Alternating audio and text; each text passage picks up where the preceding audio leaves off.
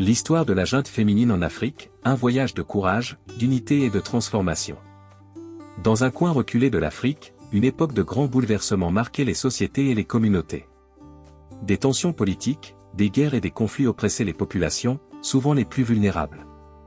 Les femmes, cependant, malgré les obstacles, étaient là, fortes, résilientes et prêtes à s'engager pour le changement. Un jour, une grande crise éclata dans un pays où l'instabilité était devenue la norme. La direction du pays, prise dans les turbulences politiques, n'avait pas su offrir des solutions durables aux défis sociaux et économiques. La pauvreté augmentait, les infrastructures se détérioraient et les jeunes, en particulier les filles, étaient laissés pour compte. Mais, au milieu de ce chaos, un groupe de femmes courageuses se leva. Elles venaient de différentes régions, de diverses ethnies, et de nombreux horizons.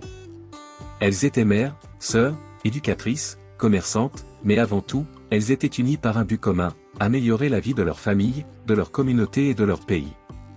Ces femmes n'étaient pas des militantes de carrière, ni des figures politiques visibles, mais elles avaient un pouvoir immense, celui de l'unité, de la sagesse collective et de la détermination inébranlable. Elles formèrent ce que l'on appela la « junte féminine », un groupe de leaders qui allait bouleverser les attentes de tout un pays. Leur première mission fut de réunir les femmes de toutes les régions, souvent séparées par des barrières culturelles et géographiques. Elles comprenaient que pour réussir, elles devaient être solidaires. Elles commencèrent par organiser des forums, des réunions et des cercles de discussion dans les villages, en écoutant les problèmes de chaque communauté. Loin de se contenter de solutions toutes faites, elles optaient pour une approche fondée sur l'écoute et la collaboration. La junte féminine prônait un message simple mais puissant: l'éducation et l'autonomisation des femmes étaient les clés du changement. Elles se mirent à créer des centres d'apprentissage dans des endroits où les filles n'avaient pas accès à l'école. Elles formaient des programmes de microcrédit pour permettre aux femmes de lancer leur propre entreprise et de contribuer au développement économique local. Elles se battirent pour l'accès aux soins de santé, en particulier pour les femmes et les enfants, et luttèrent contre les mutilations génitales féminines et les mariages forcés. Mais leur impact ne se limita pas aux actions de terrain. Elles portaient un message fort sur l'importance de l'éthique, du respect mutuel et de la justice. Elles rappelaient constamment à leur communauté que le vrai progrès se mesurait par la dignité humaine et non par la richesse matérielle ou la gloire individuelle. Elles insistaient sur le fait que l'unité était la clé pour surmonter les défis communs, et que tout changement durable devait être fondé sur l'inclusivité et la solidarité. La junte féminine devint un modèle pour les autres nations du continent. Son approche collaborative et pacifique montrait qu'il était possible de mener un changement profond sans recourir à la violence ou à la division. Elles démontrèrent que le véritable pouvoir réside non pas dans la force brute, mais dans la capacité à créer des ponts entre les personnes et à unir les énergies pour un but commun. Au fil des années, le pays commença à se transformer. Les filles accédaient à l'éducation, les femmes devenaient des actrices économiques et politiques, et les communautés, autrefois désunies, se retrouvaient plus fortes. Les hommes, eux aussi, commencèrent à soutenir les initiatives de la junte, voyant les bienfaits d'une société plus équilibrée et juste. La junte féminine, à travers ses actions et ses principes, laissa un héritage de sagesse et de leadership moral. Elle démontra que les femmes, lorsqu'elles s'unissent et agissent avec détermination, sont capables de tout transformer, non seulement sur le plan matériel, mais aussi sur le plan moral et spirituel. Les leçons que cette histoire nous laisse sont profondes et essentielles pour comprendre comment, à travers l'unité et la détermination, de grandes transformations peuvent avoir lieu. La première de ces leçons est que l'unité est plus forte que la division. Dans un contexte où les différences culturelles, ethniques et géographiques auraient pu séparer les femmes, la junte féminine a choisi de se rassembler plutôt que de se diviser. Elles ont compris que seules les forces unifiées pouvaient créer un changement durable.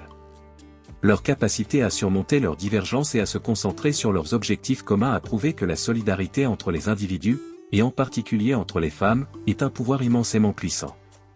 Ce message reste une source d'inspiration. Dans des moments de crise, l'unité est souvent la solution pour surmonter les défis. Une autre leçon centrale de cette histoire est que l'éducation et l'autonomisation sont les clés du changement. La junte féminine l'a démontré de manière éclatante, l'accès à l'éducation et la possibilité d'acquérir des compétences permettent aux femmes de sortir du cycle de pauvreté et de subjugation.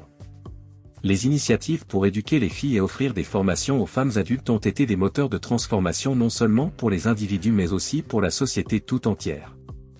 Elles ont compris que pour qu'une société prospère, il fallait que tous ses membres aient les outils nécessaires pour réussir. En mettant l'accent sur l'autonomisation par l'éducation, elles ont ouvert la voie à des générations futures capables de bâtir un avenir meilleur.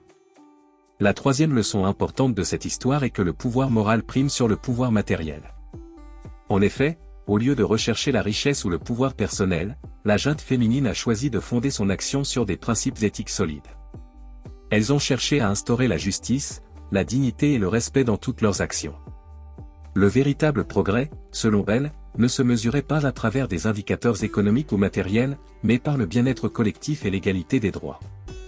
Leur vision a inspiré une nouvelle compréhension du pouvoir, celui qui transforme les sociétés et celui qui est basé sur des valeurs humaines fortes, plutôt que sur la quête individuelle de ressources. La quatrième leçon essentielle que cette histoire nous enseigne est que la collaboration est la voie de la réussite. Le succès de la junte féminine n'aurait pas été possible sans une approche collaborative. Elles ont compris que le changement ne vient pas d'un seul individu, mais d'un effort collectif. Cela impliquait de créer des alliances avec des hommes, des jeunes et même des institutions locales pour amplifier l'impact de leurs actions. En cultivant cette capacité à travailler ensemble, elles ont construit des ponts entre des groupes parfois rivaux, prouvant que l'unité d'action est un élément fondamental pour toute transformation sociétale. Enfin, la dernière leçon, et non des moindres, est que le courage de lutter contre l'injustice est essentiel. Face aux violences, aux inégalités et aux défis de leur époque, la junte féminine a fait preuve d'un courage moral impressionnant. Elles ont défendu des causes difficiles, comme l'accès à l'éducation pour les filles et la lutte contre les pratiques néfastes telles que les mutilations génitales féminines et les mariages forcés. Leur détermination à s'opposer à l'injustice a non seulement renforcé leur mouvement, mais a aussi inspiré des générations entières à se lever contre ce qui est injuste. Leur héritage montre que même face à des adversités immenses, la lutte pour ce qui est juste peut mener à un avenir meilleur et plus équitable. Ces leçons, tirées de l'expérience de la junte féminine, résonnent bien au-delà de l'Afrique. Elles nous rappellent que la transformation sociale ne dépend pas de grandes fortunes ou de pouvoirs politiques, mais plutôt de l'unité, de l'éducation, de la collaboration et du courage moral. Elles illustrent parfaitement que l'on peut réussir à changer le monde, à sa manière, avec des principes solides et une vision partagée de ce qui est juste. Abonnez-vous à notre chaîne pour ne pas manquer de telles belles histoires. Surtout, vous pouvez commenter, liker et partager pour nous aider à faire connaître l'Afrique.